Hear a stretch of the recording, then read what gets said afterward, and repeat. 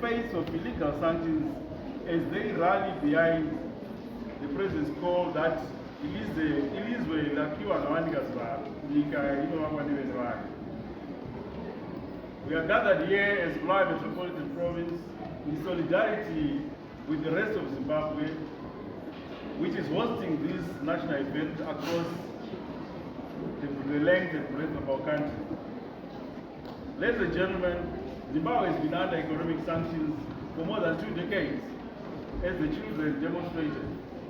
And this has hindered the country's economic growth, limiting access to international lines of credit and trade. Without such facilities, it is very difficult for Zimbabwe to move forward. As we all know, development of large capital projects are dependent on international financial institutions.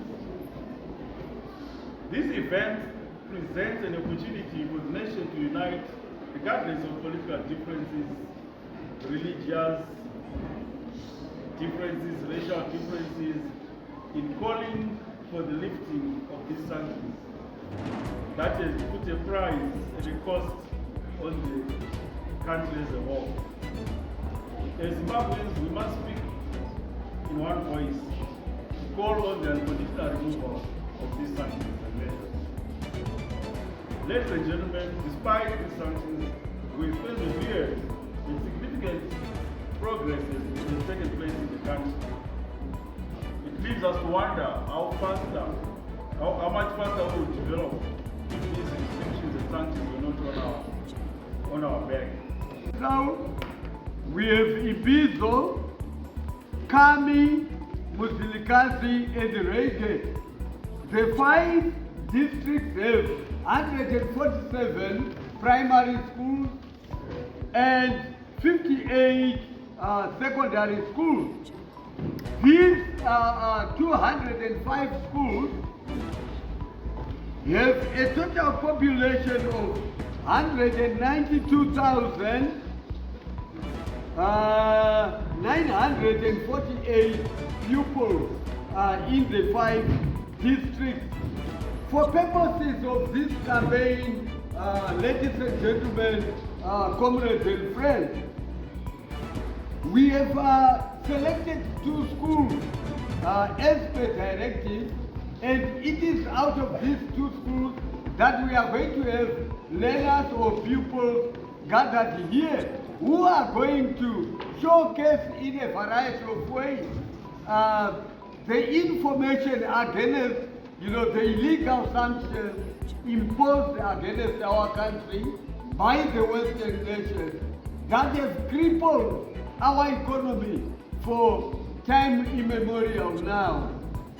Indeed, and Honorable that raising comfort, imitating the courage before you all is Michael Kelvin Molea from a social high school with a speech titled A Fight Against Sanctions.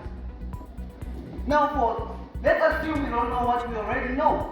We do believe in the line of government and the service provided to us by the government, right? Allow me ethically to affirm the fact that us as youth, we are now under the terms of being caught up beneath the ends of the glass which can never be repaired. Once we are broken, we can never fulfill the destination of the next upcoming future. The generations to come is much upgraded and more delightful under the term of what we can call it. Well, I do believe on an ERP term too, which states that when you give a child a chance to explain something to you, there's a greater solution that can come into your family, into the communities, into the schools, wherever we land up to. Let us be focused on what to do. Let us give each other chances so that we can fix this country. Sanctions have blocked our economics. Sanctions have blocked our socio-economic value. We are now deprived here in schools. There is lack of furnitures due to the fact that these sanctions are now prohibited for the economic violations which are there.